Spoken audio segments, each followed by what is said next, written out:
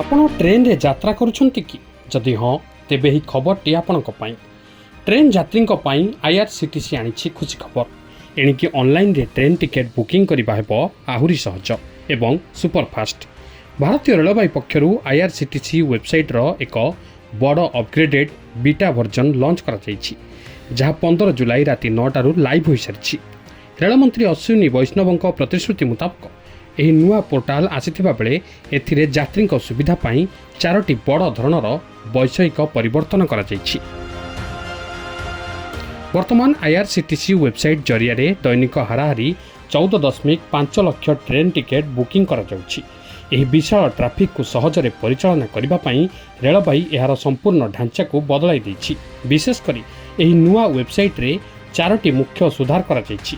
प्रथमटी हेउछि smart captcha अर्थात एबे login समय रे विरक्तिकर कैप्चा एवं फालतू पॉपअप आउ देखा जिवो नाही। सेही भली स्लीपर थर्ड एसी किंबा सेकेंड एसी पई बारंबार सर्च करबा को पड़िबनी। सबु श्रेणीर सीट संख्या गोटे स्क्रीन रे देखा जिवो। तृतीय रे फास्ट चेकआउट एणिकी टिकेट बुकिंग रो स्टेप्स बा पदक्षेप कम कर दिया जायछि जहा द्वारा खूब कम समय रे बुकिंग होई परिबो।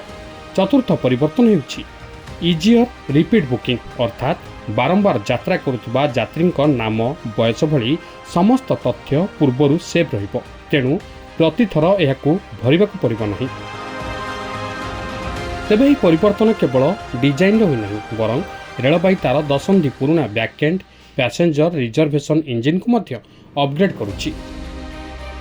सबुठारु बड़ कथा हेउछि लाइव बुकिंग सेवा को मिनिटे भी बंद न करी एही बड़ परिवर्तन करा जायछि। यात्री माने वर्तमान www.irctc.co.in लिंक को जाई एही नुआ पोर्टाल व्यवहार करि परिबे। जेहेतु यह एक बीटा वर्जन तेणु यात्री माने नुआ लेआउट व्यवहार करिबा परे वेबसाइट रे थिबा फीडबैक विकल्प को जाई निजर मतामत दे परिबे। जदि कोनोसी समस्या आसे तेबे स्क्रीनशॉट सह सबमिट करि परिबे। आसंता किछि सप्ताह मध्य रे यात्री फीडबैक एवं बैकएंड काम शेष होबा परे संपूर्ण रूपे कार्यक्षम एही नुआ आईआरसीटीसी पोर्टाल समस्तक पई उपलब्ध हेबो। से पर्यंत यात्री माने पुराना वेबसाइट रो मध्य साधारण बुकिंग जारी रखि परिबे। ब्यूरो रिपोर्ट खबर ओडिशा।